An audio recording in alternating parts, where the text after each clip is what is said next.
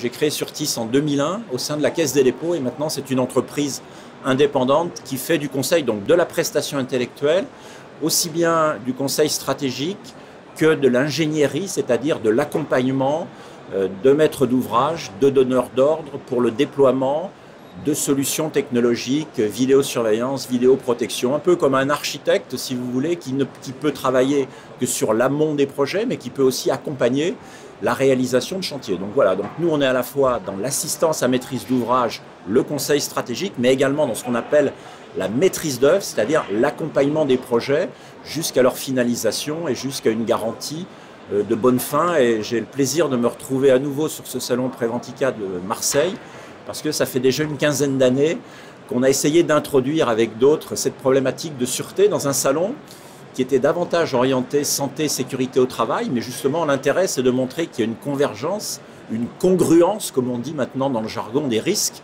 qu'on ne peut pas simplement envisager le risque uniquement sous l'angle accidentel, mais qu'il faut également l'envisager sous l'angle malveillant et que la frontière est extrêmement poreuse entre l'accident et entre la malveillance, comme on le voit malheureusement dans un certain nombre de faits d'actualité. Voilà un petit peu mon champ d'intervention. Plus précisément, sur le salon, j'anime, et c'est aussi en relation avec nos amis organisateurs, j'ai animé 2 tables rondes sur des sujets qui peuvent paraître assez opposés, mais qui en vérité illustrent bien le très large champ de la sûreté. Hier, une conférence sur la question des pratiques innovantes dans le logement social, donc l'habitat social collectif, très grand enjeu de société, 5 millions de logements sociaux en France, 10 millions de personnes logées parmi les plus précaires.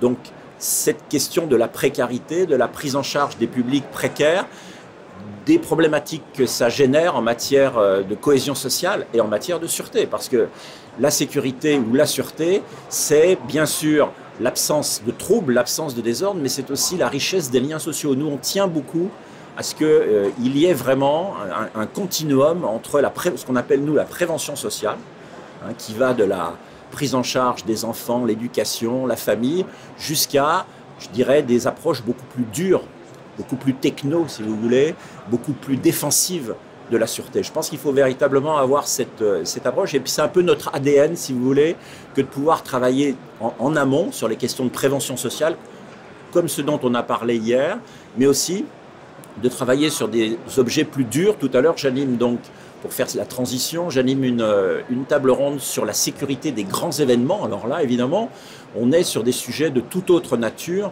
des manifestations qui peuvent être des thématiques sportives, culturelles, cette notion de grands événements aussi qui est très différente selon qu'une petite commune organise une fête votive avec une course taurine dans le Gard ou selon qu'il s'agit d'un concert rock avec 200 000 participants. Qui est responsable de quoi? Où sont les frontières entre la sécurité privée des organisateurs et la sécurité publique, donc le rôle de l'État, le rôle des collectivités. Voilà, donc c'est une réflexion sur comment est-ce qu'on travaille à une échelle, à une grande échelle. Et on voit aujourd'hui que pour ces grands événements, il faut mêler l'aspect technologique et l'aspect humain. Et l'aspect technologique, il est à double risque, si vous voulez. Et je prendrai l'exemple du drone. Le drone est un magnifique objet de surveillance, mais c'est aussi un objet d'attaque.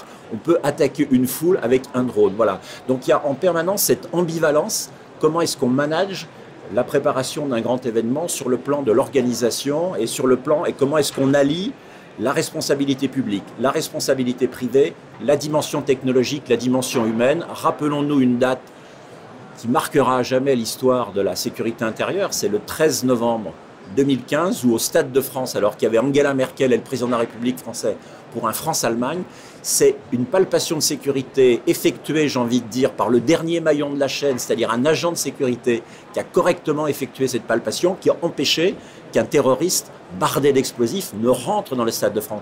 Donc on voit bien que cette dimension humaine, si vous voulez, est aussi importante que la dimension technologique. Voilà un petit peu résumé, si vous voulez, l'approche dont je pense qu'il faut avoir, je veux dire, à la fois sur les questions sociales, mais également sur les questions techno et aussi sur la question juridique, avec ce principe de sûreté.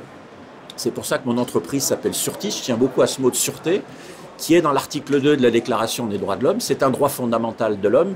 mais c'est un droit qui est proportionnel à la liberté, c'est-à-dire que la sûreté, c'est le bon dosage, c'est le bon rapport, c'est la bonne proportionnalité entre la sécurité et ne pas renoncer aux libertés, ce qui fait la force et la faiblesse d'un état de droit. Voilà. Donc je pense qu'on est sur toutes ces dimensions-là et que cette approche, elle est particulièrement riche et qu'à travers ces salons et ces échanges, on progresse, si vous voulez, pour avoir une dimension multiculturelle, je dirais, des différents acteurs pour appréhender correctement cette problématique qui est quand même assez complexe.